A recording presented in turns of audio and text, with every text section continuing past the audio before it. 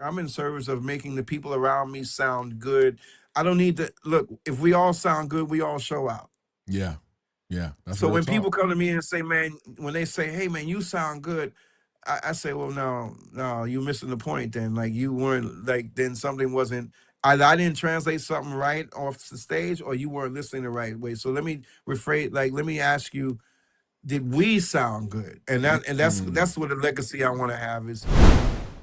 Real quick, if you're new here, welcome to the Trev Beat Show. Hit subscribe so we can keep building together. And to my regulars who show up every time, I see you. And your viewership means everything. If you ever want to help fuel this channel so we can do even bigger things, you can grab some fresh gear from the merch store below or jump into the backstage membership next to the subscribe button. Now back to the show. Trev Beat Show, Trev Beat Show. Yeah.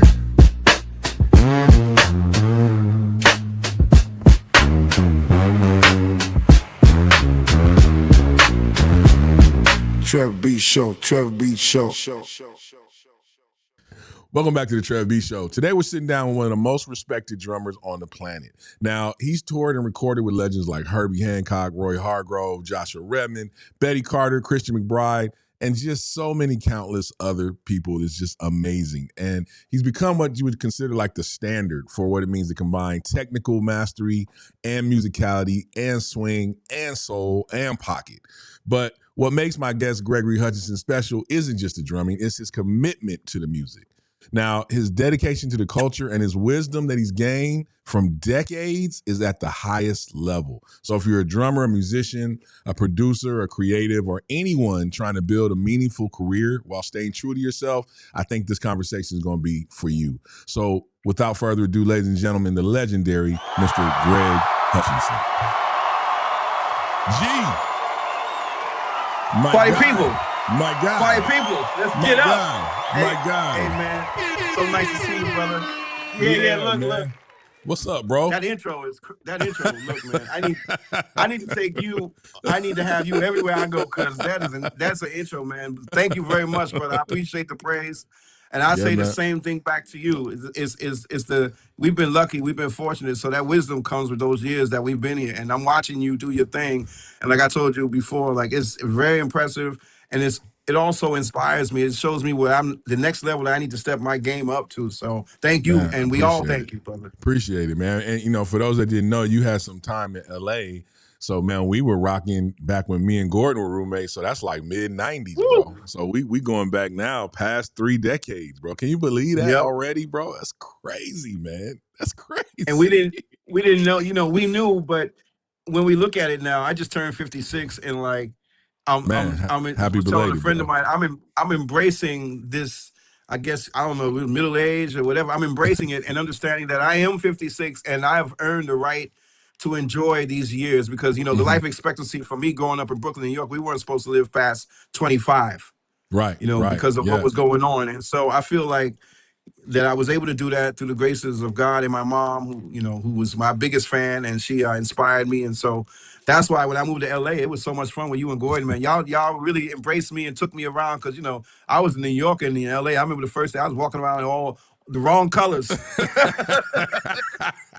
Hey, man, well, you know what? I didn't know. Yeah, of course. It's a cultural thing. I mean, now, for those that don't know, too, let's speak on where you from, where you are joining us from right now, and you currently live, which is Italy. I'm in Rome, Italy, and I've been here for about 15 years. Wow. And I just, my mom passed away, and I decided I needed a break from New York. New York is, I'm from Brooklyn, grew up around the corner from Biggie, Stetsasonic, so rocking like that. But I needed a break. New York can be a lot, and sometimes you just need to step away. And I needed to step away, and I'm glad I did, Yeah, man. Well, new surroundings sometimes, can breed new energy. You know what I'm saying? So, and speaking of that, it's like you did grow up around music, and you grew up around music at a high level. So, when was the moment that you realized that it wasn't just going to be something that you were, that was around you, but it was something that you were going to do? Like, what was that? How was that bug? How did that hit you, man? It's going to sound crazy. And I was 3 years old. My dad plays drums. And, my family's from the Caribbean. So I came up not on jazz music or anything else, but reggae. And so my dad, he would put me on his lap while he was smoking something that is green and they smoke, and he would just be playing one drops, and the whole time I'm here bouncing up and down, and from that moment I say, you know what, I love this, and then I would just go like he would leave the room, and I just start used to start banging on things, and then that led to me like trying to take the drums apart, just to see how they worked, and then that just led to like a love and passion for drums, and I said, okay, at that moment, that was 3. And then when I got into junior high school, I think I realized, okay, you know what? This is something that I want to pursue. And, my mom never said, well, just do this. My mom said, look, if you want to play music, go for it. Like, there's nothing that you can't do. So just put your mind into it. And she's like, but your grades got to be right, because if your grades ain't right, then the music ain't going to be right, because that shows your level of the things I talk about, consistency and discipline. If you're not consistent and you don't have discipline, we can't be successful. So that started back then. And the same thing for the music. The love comes from that. Yeah.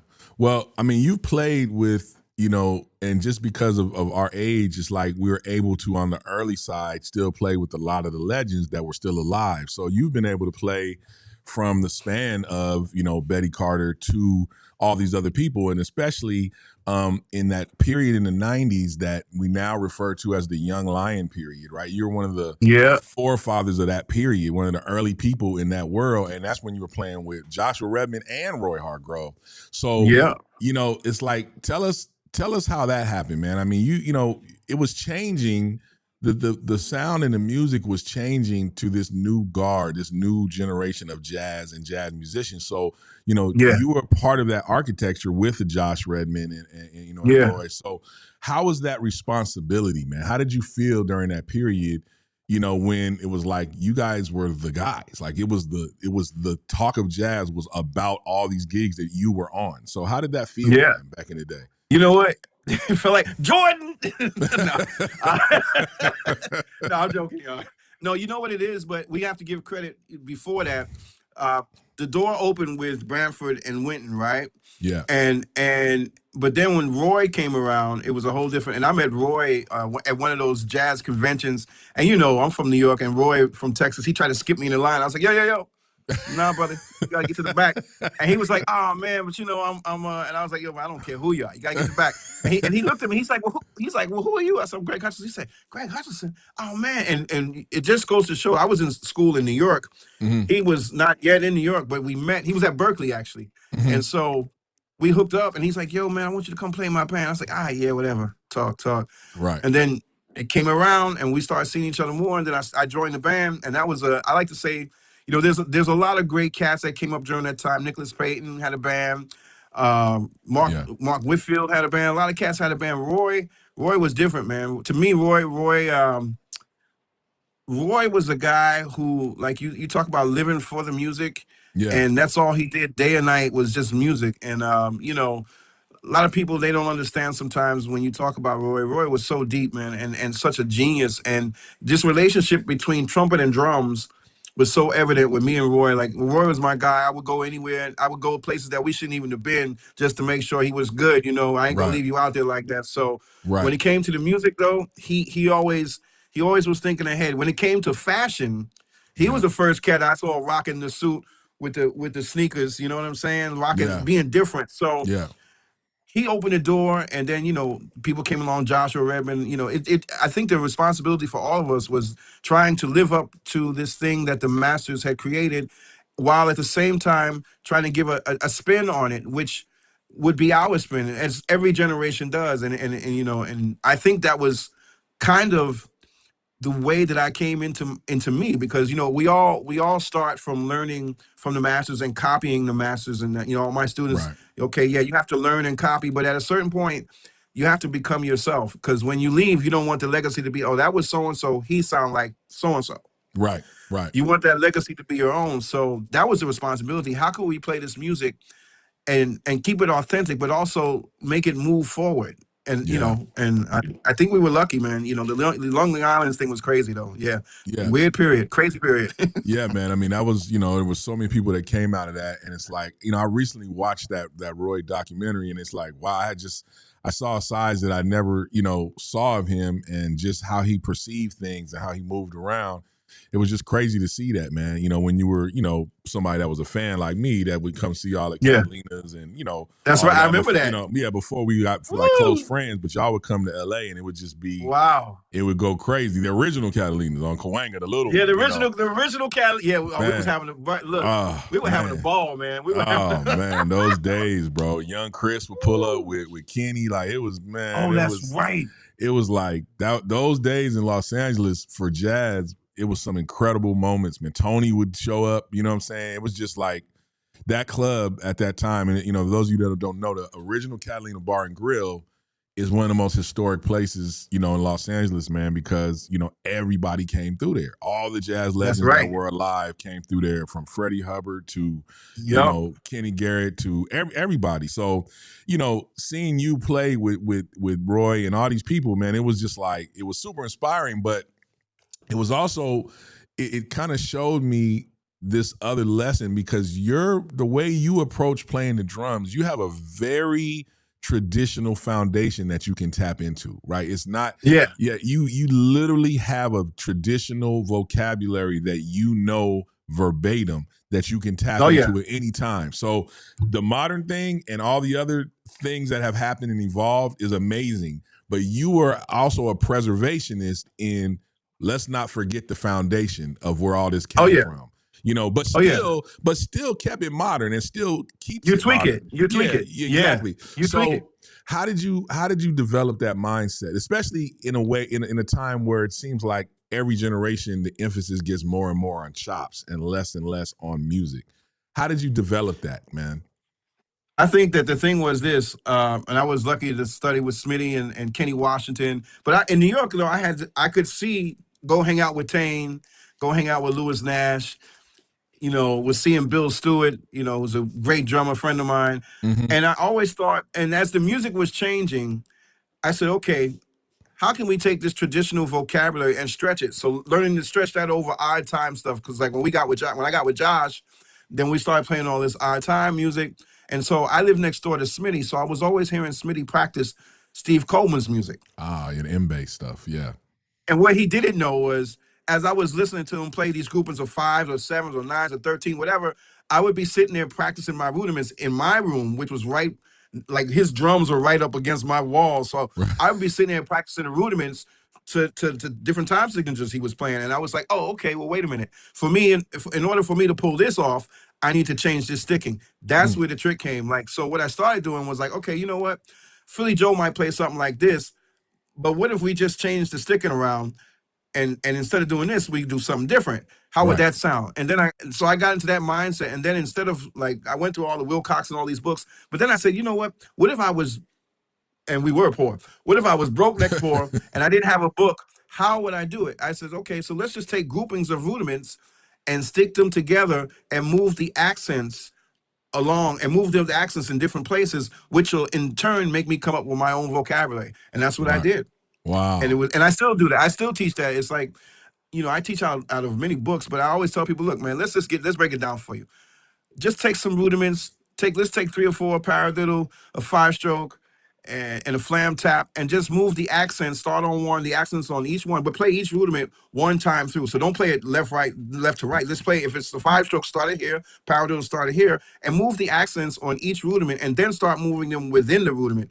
And you're going to come up with, me and you could sit there and do the same thing, and we won't be able to do the same thing. We won't be able to play the same, because you're going to think about it a different way, and I'm going to think about it a different way. So that mindset kept me saying, okay, let's keep it relevant. And the thing that you said about today, the problem, I think today, and I speak on it, I've spoken on it a lot. Look, man, it really don't matter how fast you play. Like that I don't know why guys got this thing in their head, and it's kind of sad. So I like to tell cats, look, guys, chops are cool, but everybody sound the same. Yeah. And I'll be on the record, and I can say it because I got the resume to say it. Man, everybody sound the same because everybody's trying to do the same left, right, left, right, kick, snare, left, right. Come on, man. Like, so if Elvin played pop music now, that shit would be off the hook. Excuse my language, yeah, because yeah. he would be phrasing everything they're trying to do. He would be doing that, but with the mindset of Alvin. Think about that, right? Right. Yeah, because you didn't Well, really hear a lot of that. But yeah, that's what I'm saying. And I think that was the prevailing consciousness, which was always to try to be original and everybody have a sound. And I think I think it trickled down from the way the music industry became, which was just do a lot of sound alikes and sign people that sound exactly alike and just rinse and repeat. Exactly. And it kind of trickled down. So then everybody said, oh, I guess I'm supposed to try to sound like everybody else and instead of trying to be original. And now we are where we are, where we can see in all genres, not just everywhere. I mean, even swinging, man. I mean, the phrasing, I'm like, okay, we're hearing the exact same thing again, and everybody's got the same sound, and everybody's dampening the snare drum with a handkerchief and the floor tom with a handkerchief, and like it's like a, you know what I'm saying? It's another, we're starting to see that same thing too. But then you have people that, that push through, like Marcus and like, killing Kyle Pools, killing right now. Swinging his tail off. Man, Kyle, you know what I'm saying? And, and a lot of, a lot of cats, there's a handful of cats that are like still keeping it, keeping the integrity there. But, and listen, it's art. People can do whatever they want, but the mindset. Yeah, we're not killing, we're not dogging them. We're not dogging them. It's just the mindset's different. It used to be a thing of, oh man, I'm not going to do this because I seen them do it. It's out of respect. That's a respectful move. You know what I'm saying? But change it around. Change it around. Yeah. I don't mind if you do it, but just bring it differently. Like, just like do something Chris, different with it. Like Chris always wants to be different. He don't want to do status quo. He doesn't want to try to be, it's like his thing is, I want to make an artistic statement that is singular to what I do at every level, visually, sonically, and stylistically. And so that used to be everybody, and then it kind of is switched into, this homogenous thing. But, listen, the one thing I will say I'm excited about is that I am seeing a lot of younger people even pick up the sticks to swing and be able to play an 18-inch bass drum and a 12 and a 14 correctly. There was a period where we didn't really see that, bro. You know what I'm saying? Yeah. So that wasn't hip for a while. So when you listen to the younger cats, like what excites you the most and what concerns you the most too? Well, the excitement comes just the mere fact that the lineage is still going to keep going, These guys, like you're lucky, man. Like you one of those dudes too, man. You do everything. So you got, like you just said, you got to see Tony, you got to see Blakey, you got to see Elvin.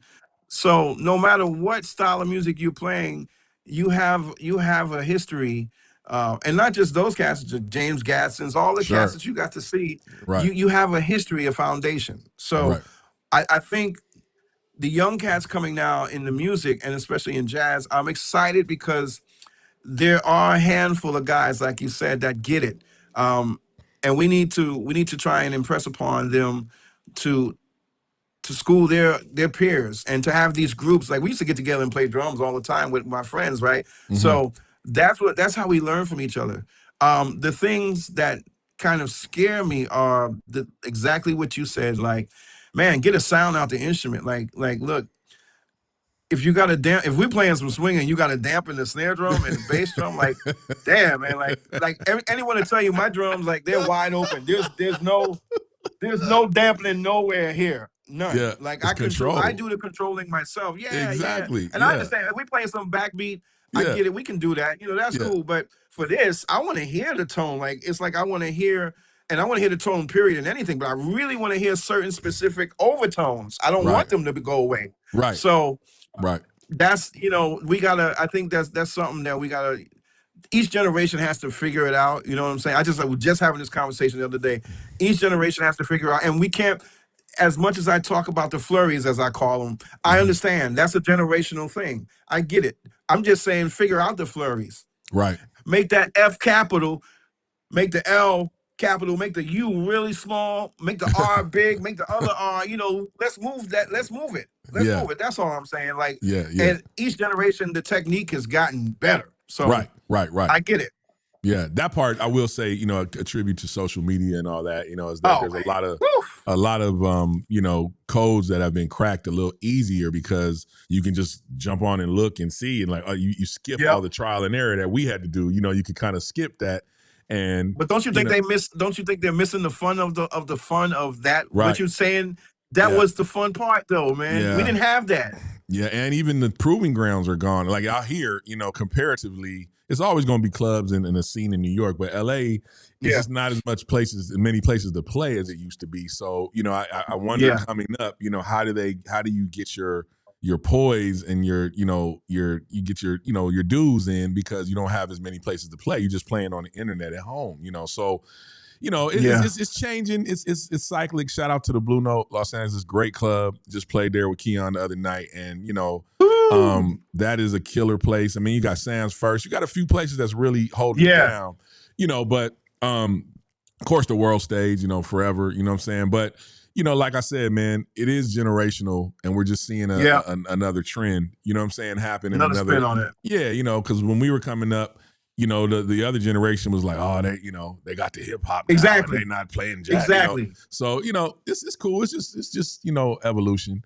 Now, so talking about the jazz community, and we're not going to talk about jazz this whole interview because I want to talk about your other side. You know what I'm saying? But yeah, the other side.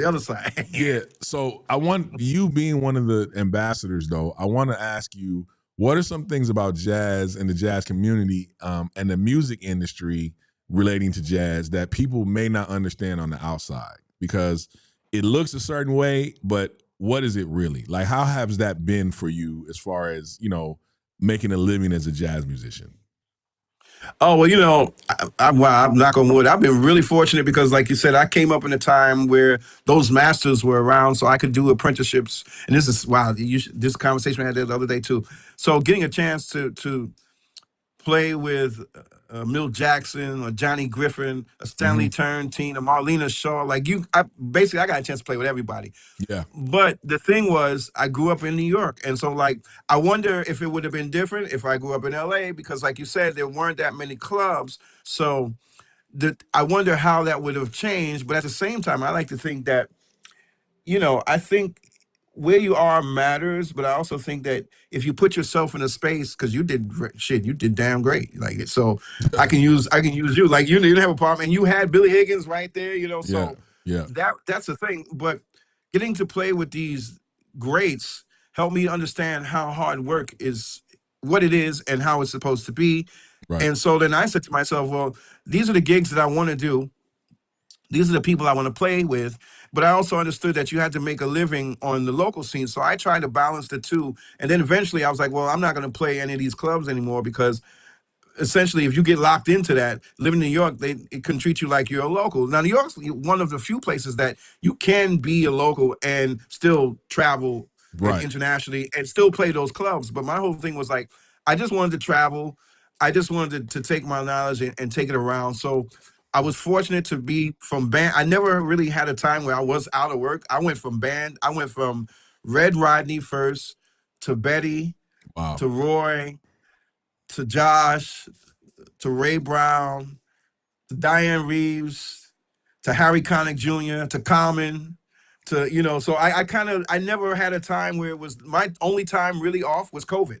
Wow. That's killer. So I've been going that whole time, brother. So, well, that also speaks to your musicianship and the level, man, and the swing and the sound. You I love it. Unmistakable sound.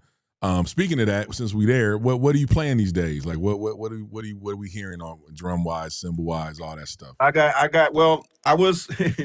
love to give a shout out to Pice because I was there for a long time, and I think I brought a couple of cats on and helped them rejuvenate their sound with the Masters line. I was part of that. But then I went to my guy, and his name was Funk. And he so I put out I wanted to go where I could put out my own line of cymbals. Yeah. And he's done that. And so we got something cooking, man. It's really, and he's a super nice cat. And he's a drummer also out of Denmark. So if you hear it, he can do it. So anything I hear, he does it. So I hit him the other day. I was like, yo, man, I need that sound of Out to Lunch. I need Tony's cymbal sound. He said, oh, I got you. And he sent me exactly that. I was like, damn, man, wow. And I'm really particular about cymbals. I'm very, so he's been great. And then with drums, I went back to Pearl. I went back to where it kind of first started, between Pearl. I was at Yamaha for about 20 years. And that was through the graces of Steve Ellison, rest in peace. Sure. Yeah. I know you remember Steve. And so course. then I went back to Pearl. Dennis told me over COVID, he's like, hey, man, you should come back. And I said, man, I I floated around. I went to Gretsch, and Gretsch was great. And then I went to Mapex because Joe Testa was, I don't know if he convinced me, but he said, "Hey, check out Mapex," and they were doing this new line. So they did this new high-end line. The problem was you couldn't find them anywhere. So shout out to Mapex. I know you guys tried. And then so I went back to Pearl, and man, everything's been great. Yeah, No complaints. The drums are great. Yeah, Pearl having a good time. Pearl turned on a switch, man, because it's like, man, brothers, people just left all these other companies and then going back to Pearl. Like, it's a huge. Yeah, I'm watching it. It's crazy. I'm watching it's it. a huge mass exodus of other companies going to Pearl, man. It's crazy. Interesting, bro. Well, that's good to know, man. But it doesn't matter what you play. Whatever you play is gonna sound killing, But I hope Pearl doesn't get mad. I got these Sonar lights up here too. I don't take them on the road, but I'm a drum fanatic. I'm a freak, Pearl, I'm with you, but these are old, Jack. Well, that's collect. That's a whole different thing. But yeah, you still, cool. you don't represent them live, and you don't promote them. No, that's just something you own.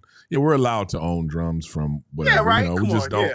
We don't promote them. You know what I'm saying? So yeah, that's like if you were sitting there with some other drummers in the back, it'd be kind of weird, right? Yeah, it's just exactly. So now. You just mentioned you just turned 56. So, now you've kind of had a good chunk of your career. You've traveled the world and, you've been very successful. So from the 20-year-old has the definition of success changed at all from you in your 20s to where you are now, aspirationally?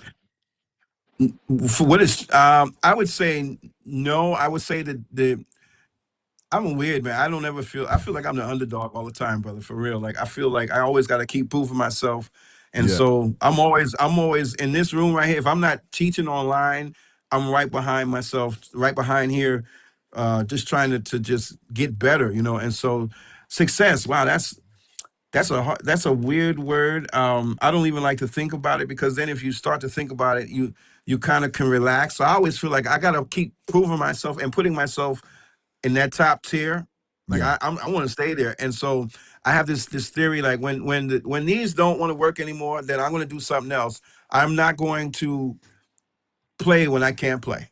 Right. I'm going to stop. And to me, that will be the end of that part of my career in this fashion of it. But I will still do what I love to do. So I think success is when you look back over the course of your life and you feel happy about what you've done. You feel happy. Success for me is influencing other people to be the best that they can be. And I don't need you to be the best I need you to be the best person. That's all because we need good people. So I think if you're a good person, that translates to you being a great drummer. Got you.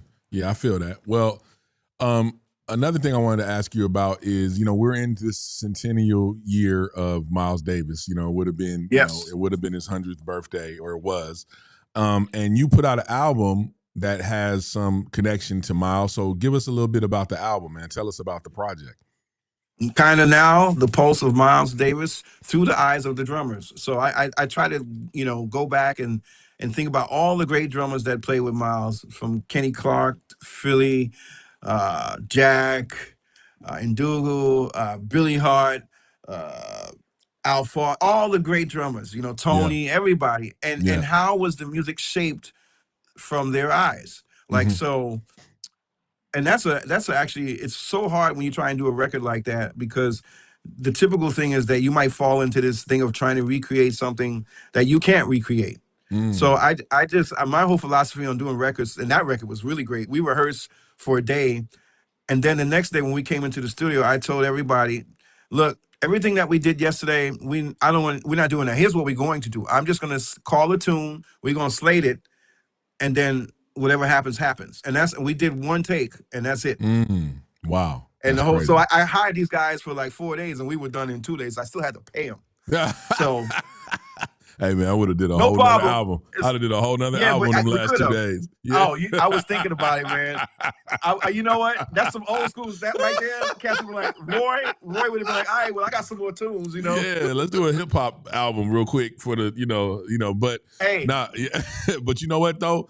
That's killing, bro, because, and I know the timing is no coincidence, but I mean, to be able to just be connected to that because it's such a monumental thing. I mean, I'm sitting here looking at 2 of his lithographs, that Vince gave me. Yeah.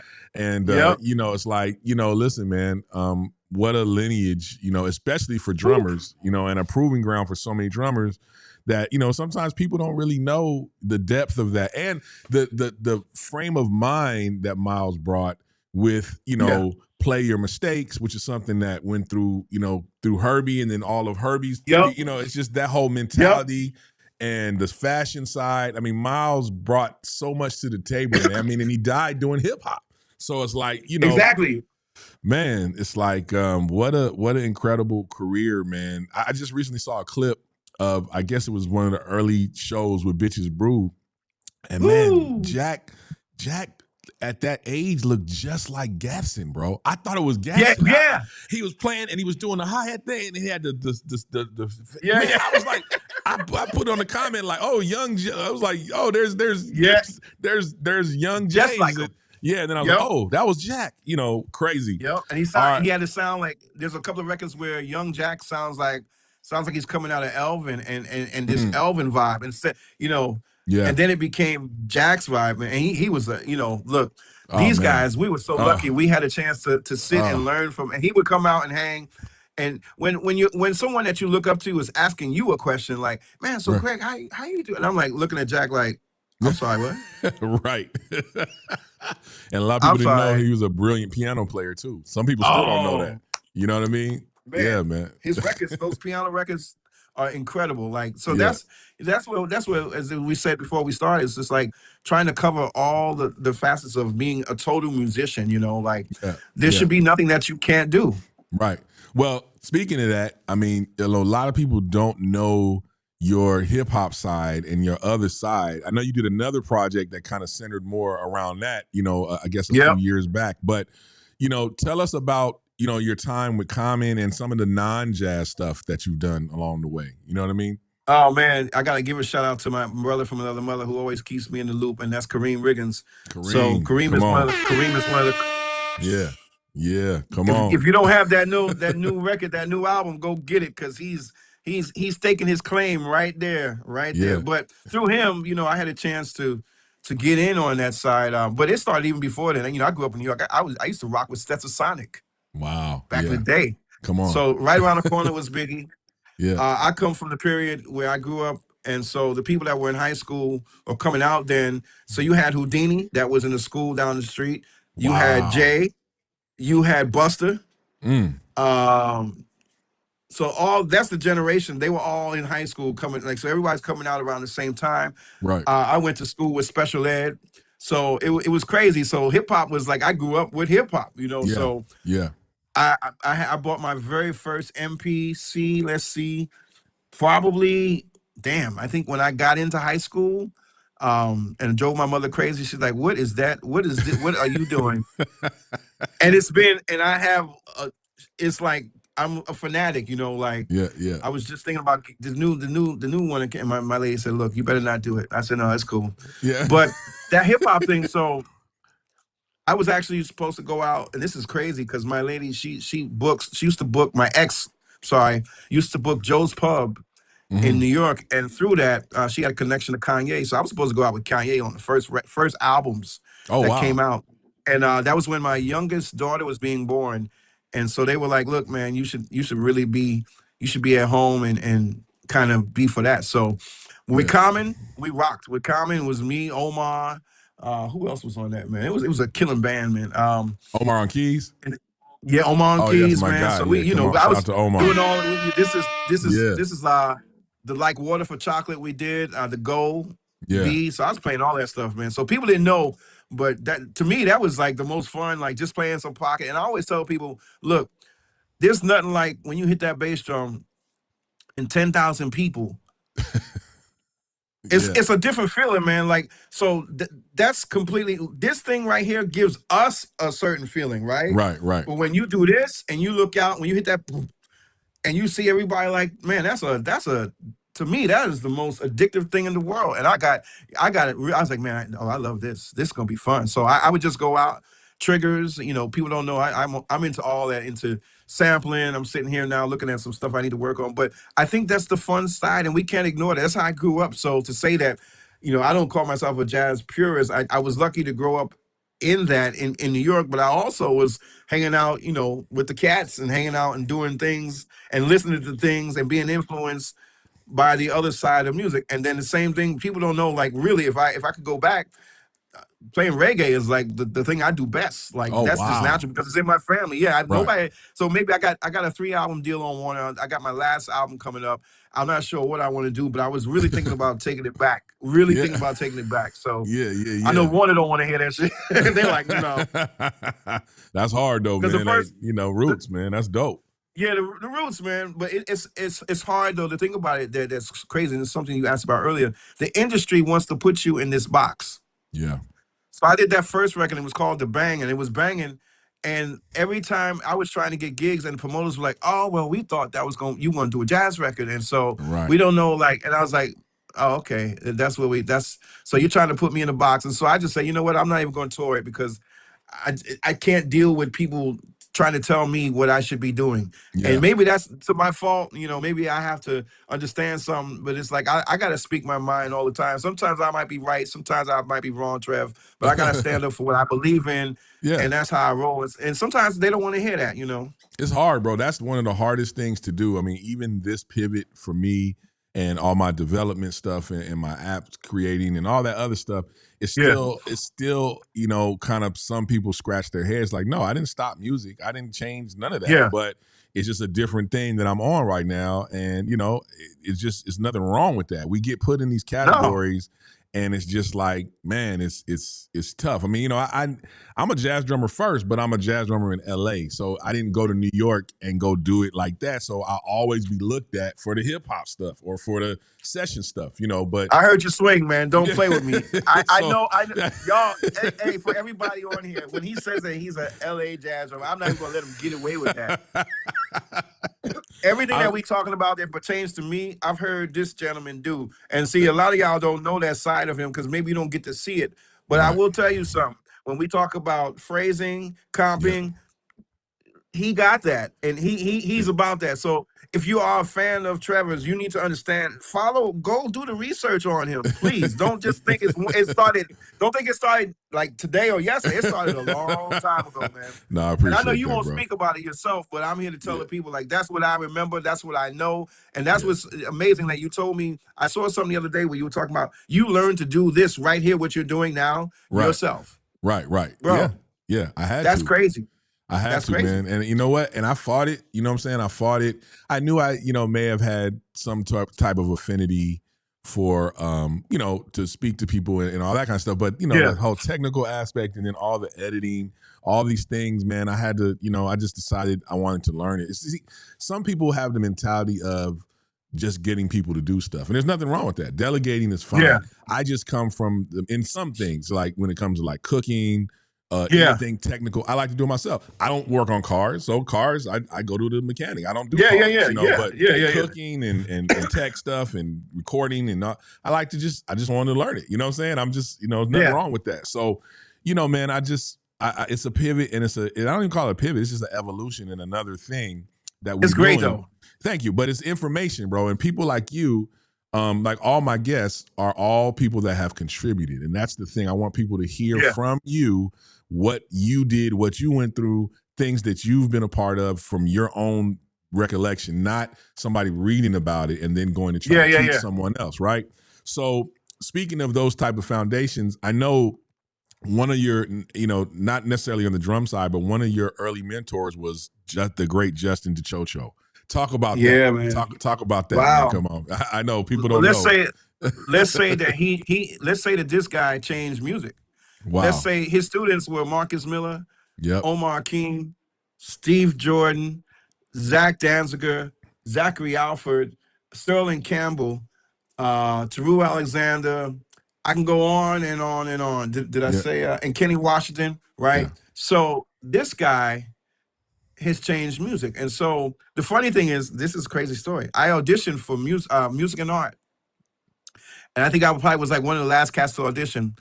At this time, I would say my reading was good, but I think it had a lot to do with my theory and harmony stuff wasn't up to par for the school. Yeah. So I got rejected. So Wow. there's something that's beautiful about rejection. I took that and I used that as fuel to fuel me that, okay, A, I had to get on my game with the theory and harmony, but B, I will never go through that again. So what I did was I worked really hard, and then I ended up going up to the school because I had a lot of friends. Eric McPherson went there also. I had a lot of friends who went there, so I would go up and hang out. And he saw me, and one day, and then I ended up getting in all the tri-state bands. Oh, So okay. in essence, I ended up beating out all the people that were his students. So he Right. said, "Man, why didn't you come here?" I said, "Well, I auditioned, but y'all turned me down." He said, "What?" So this is what the best part about it. So he made sure after that, he gave me a full ride to Manhattan School of Music. Wow. He's become like my buddy, my friend. I just saw him. I played in New York City at my guy Spike's Club, Jazz Cultural, and Justin never comes out, but Justin came out with his wife Shelly and his family, and he Wow. sat there and it brought me to tears because I started talking about it and I started thinking about the journey that it took me, and if his rejecting me made me become who I am. It made me work harder to just prove, and that's why I say I always feel like the underdog. It made me feel like I need to work harder than everybody else all the time. Kobe. Yeah. Um, Yeah. and so that mentality, we can call it that mentality was instilled all the way back then because it's nothing like someone telling you that you're not good enough. And you can Yeah. take that two ways. You can be like, "Oh man," and I said, "What? I'm from Brooklyn." I said, "What?" The first part of me was like, "Man, I'm gonna go back up there and start beating some people up." And I was like, "No, we can't do that. Let's be cool and let's think about why you were rejected. Let's think about what you didn't do right, and let's focus on those areas, and then let's improve, and then let's bring the game up." And then I had an opportunity. I could have gone back and auditioned the next year, but I said, "No, you know what? I went to Erasmus Hall. We Mm. had some great people that come from Erasmus. So I had D Train, Wow. the original D Train, the band. Yeah. Yeah. We had. I went to school with a great singer, Stacey Francis. Okay. That's a great singer. And there's a bunch of great people that came out of school with me. So, I was forced to do that, and it made me also get on the academic side. But Justin, he kept his word. He got me into Manhattan, and seeing him years later, like he really said, he came up to me, man, and he said, "You know what? Maybe I never told you this." He said, "Man, but I'm so proud of you, man." And he said, "And you playing better now than when you were there." I said, "Really?" I said, "Damn, man." I said, "Wow." I said, "No, I feel like it too because you know what to play and what not to play now." Yeah. Exactly. And Yeah. Yeah. so, Yeah. Yeah. Yep. That but maturity. anyone who's ever met him, he's got the thing, man. He's in his way, and you got to understand what it is. But he just wants to swing, and the fact that his students were Omar Keem, Steve Jordan, Yeah. It's crazy. like Yeah. like Crazy. really, Yeah. and So KY, so yeah, that's crazy, crazy. bro. So, and am I safe to say that Music and Art was the predecessor to LaGuardia? Basically, is that Yeah, one and the same? that was it. Yeah, Yeah. that was Okay. it. Got Yeah. you. Got you. Yeah, and everybody says the Fame School. And that's why I wanted to go there. I was like, man, I want to jump around the tables. Well, actually, it was another reason I wanted to go there. But anyway, we won't talk about that now. But, like I say, man, rejection can be something. It's really incredible when someone tells you that you're not good enough. Yeah. How do you take that? Like, I Yeah. was like, wow. And so now I don't Yeah. trip. Now I try and tell my students, look, guys, there's gonna be points in your life where you might get rejected, but when you get knocked down, you're supposed to fight back and stand up and rise above. As a Yeah. people, we've had Yeah. to do that, and we still having to prove ourselves. It's so funny because everything you're talking about now, it's like if if me and you walk into a high end store, they're gonna look at us like, well, what you doing here? Right. Yeah. So and it's not until we take out our wallet, our cards, and then then they're gonna treat us a different way. So we Right. always still having to prove ourselves. Yeah. And this mentality makes me work harder, and it's like we gotta outwork everyone else. That's Yeah. all. Yeah, man. Yeah. I mean, that's true. I mean, and I'm gonna mark this interview where today is Juneteenth, and That's I've just talk on found it. out. Yeah, I've just found out that the administration, although they couldn't take the holiday away because that would take an act of Congress, they've now taken it off the list of free fee holidays for all the national parks. So now people going to a national park on Juneteenth now have to pay admission, whereas before, because it's a holiday, it was free, and they've replaced that day with Flag Day, so which obviously falls on this president's birthday. So it's very deliberate. it's very deliberate and very, thumbing the finger at people. But, hey, listen, at the end of the day, like you just said, we kind of always have to do things better and above and beyond. And I think we're going to see that reflected, in these midterms. So not to be I really hope so, man. But I feel like change is afoot. You know what I'm saying? I hope so, man. I really hope so. Yeah. I'm really hopeful, man. I'm serious. Already got my vote. Yeah. Look, and the funny thing is, I was watching Obama yesterday. Yeah. And man. Michelle Obama, man, that brought me to tears, man. It was crazy, man. What happened to decency and respect? What happened to these things that? Yeah. What happened? Yeah, man. So yeah, that was a great. I'm already testament. banned, so I know. We can talk. They already banning me, so it's all good. I don't mind speaking. But look. At the end of the day, we're gonna see, man. And speaking of that same mentality, there's kind of the same mentality that's polarized all these people, and polarizing a lot of people in our country. It's starting to polarize the music community over the topic of AI. That's starting to be just as polarizing, right? And, you coming from your background of being a consummate jazz musician and just consummate musician, and jazz being a more traditional art form that doesn't usually have a lot of electronic, interaction or integration. But how are you finding the conversation that's happening now with AI, regarding music, but then we could talk about it just in general. But just first, let's talk about regarding music. How do you view it? What's going on? Funny thing is, the day that I dropped my album, Spotify dropped another album that said it was mine. Huh? That wasn't me. What? The same day. Yeah. And it's still up. So I said, let me go listen to, and it was AI generated. And when I tell you, I was like, oh wow, this is crazy. So look, Terminator wasn't a movie. Be ready. Everything that happens in movies happens in real life, right? Star Trek. Yeah. Oh yeah. Those things they were talking on, cell phone. Yeah. So I think we just have to beware. Like, I want to look. I was chopping some records here. I want to chop my own records. I don't want to get AI generated chops or AI generated songs to chop. I want to chop the art. The beauty in that is doing it yourself. So I think that we have to be really careful where we choose to use these tools. And it puts a lot of people out of work too. Like the studio thing is, I'm sure now cats are like, well, do we need to call live cats? Because we can just generate some shit and it's going to sound like, why should we pay? Like, so we got to be really careful what we ask for, because soon, if it can put out a record of mine, and the only place that will be okay is live shows. Nobody wants to come see a live show. So we'll still have work that way. But if we're not careful, the whole recording industry, everything that we think is cool, it's gonna be gone. So I just think that, you have to be careful.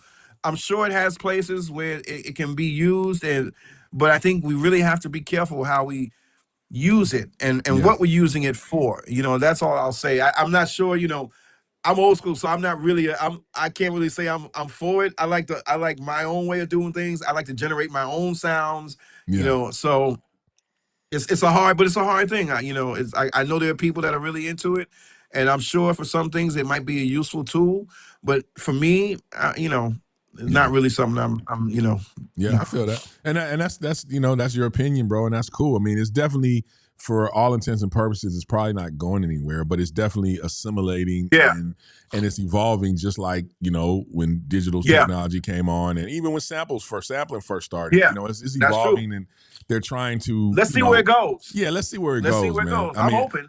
Yeah, I love it in the other ways. I don't love the environmental impacts, but I do love the potential for output as a single individual can scale to 10-fold or 100-fold of things that I can do just on my own as far as output goes, compared to maybe 3, 4, 5 years ago. It's light years better.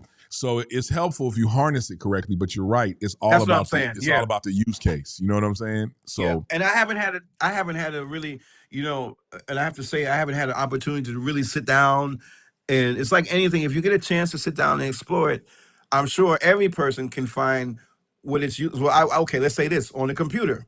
Right. Now, if I need to, my blood, I was in the hospital a couple of weeks ago for my blood pressure. So now when I need to find out something, I go to Chat GPT, right? Of course. We use these tools. So Yeah. we are using them already. It's Yeah. just finding out how the best way to use them. For me, I would say I have to explore. So that should have been my first answer. It's like, well, I really don't know because I haven't explored the avenue as much. But when that record came out, I said, damn, really? You couldn't even wait like 2 days. I looked on, it was like, I was looking for my album. I said, wait a minute. It said Greg Hutchinson. I said, what the, and it's called like Something in the Dream or so. I was like, what the hell is this? Wow. And it was like a whole album. I said, no. Let me listen to the tunes. I was like, that's wild, bro. That is wild, man. That's crazy. Doing good numbers. Like, so yeah, so that's crazy. Yeah, right. In the right hands, I think it's a powerful tool. Now we just got to make sure it don't fall into the wrong hands. Yeah, exactly. That's all. Yeah, I think that's the thing, man. Being responsible and how we utilize it. It's the industry is acquiescing. They always can't keep up at the rate of technology. So the technology comes, then the industry follows and tries to get some sort of regulation. So we're just going through that period now, and we're gonna see what happens, man. But I appreciate you sharing your thoughts on that because it's very important for me. I ask every guest this because I want to have this in this early period. I want to have this chronological line of everybody's opinion. So maybe, after years down the line, we can look back in this early stage and see where people that are contributors were thinking. Yeah, and you know what I'm saying? You know what I'll say? If you have look, anybody out there, show me, and if you follow me on Instagram, whatever, look, give me some advice. I'm always down to learn. It's the same thing. Like, how are you utilizing this tool? Show me, because if it's something that can be like I can use in my everyday thing, I'm totally open. That's the whole thing, man. I'm open to, if there's something new, show me. And I'll get into it. No, I'm not one of these guys. No, forget it. I can't use this. No, man. Look, if it's gonna help me, I'm down for it, for sure. I mean, if we're going by historical trends, I mean, I feel like Miles would have been some kind of way figuring out a way to implement it. You know what I mean? And do something completely off the, something that some application we're not even thinking about, exactly, because he was a forward thinker, even Chick, what I'm saying? Even Chick career, like people that were, tech forward all through these iterations, what I'm saying? Even Herbie, he's one of the first people I heard talk about it. I remember 15, 16 years ago sitting on a bus with Herbie and he was reading the article about, the new Tesla car that was going to come out, and this is before it even came out. He's always been pushing technology. He's been ahead, but he's been ahead. You know what I mean? And so I feel like this is just another notch in there, and it's up to us to use it responsibly or use it nefariously. That's right. So, I think that's happening. So, Greg, when people look back on your legacy, I'm talking about years from now, man. What do you hope they say about Greg, the man behind the drums, not just the drummer, but the man behind the drums? What do you hope they say about you, bro? Well, I hope. I got to remember where we are. I hope they say that. I was. No, I really hope when they look back that they try and see that I really try to not just play the instrument but elevate the people who came into my space with the instrument. So my philosophy always was, if you come to see me play and you had a bad day, I want to see you smile when you leave. And also that when you saw me play, it wasn't about me, but it was about the we. Yeah. That I play in the service of the music. That's why I got this thing now. I don't need drums, so I don't need a drum solo. Look, I get to do everything I want to do in the music. So I hope that people, when I'm not here, that they see that the evolution of me from 20, when that was something that needed to happen, to understanding, like, you know what? It was always about the music, but you understand even more the older you get, that I'm in service of the music. I'm in service of making the people around me sound good. I don't need to, look, if we all sound good, we all show out. Yeah. Yeah. So when people come to me and say, man, when they say, hey, man, you sound good, I say, well, no, you're missing the point then. Like, you weren't, like, then something wasn't, I didn't translate something right off the stage, or you weren't listening the right way. So let me rephrase, like, let me ask you, did we sound good? And that's what a legacy I want to have is, I made other people sound good. I enjoyed myself. I tell jokes. I'm crazy. And I have a good time doing it. I get to sit and talk with you, man, chop it up for this time. And I ain't seen it in a long time, but I've been admiring the work. So the legacy is that I embrace everyone, and I hope that people had a good time when I was trying to do that. That's that. If they can say that about me, cool. What they will say though is, hey man, well, everything they say is going to start off with he was killing, and he was an influence. then we go man. from there. Yeah, you know what I'm saying? Just like you have been to me, bro. So I'm so happy that we were able to sit down. I know we ran into each other a couple years back in Indiana at PASIC.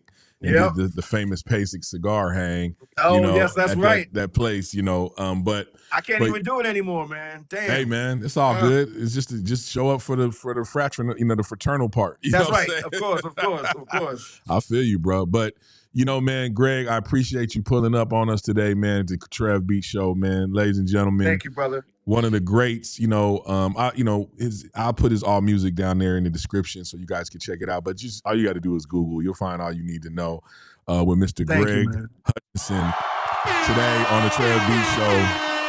So excited, love you, brother. Man, appreciate you, bro. Oh, wait a second. Thank you, man. Hold on. Stop it. Now, do you have a milestone that you want to share with everybody coming up?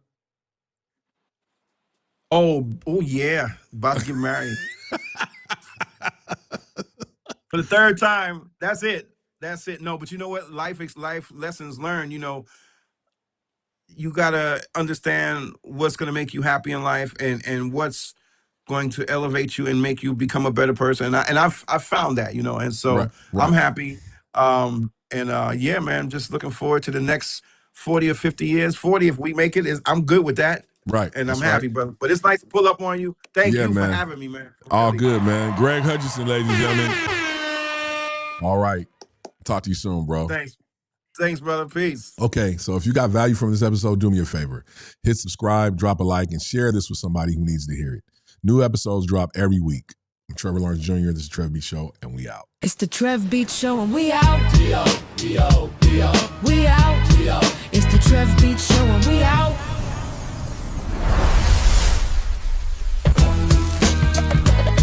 It's the Trev Beat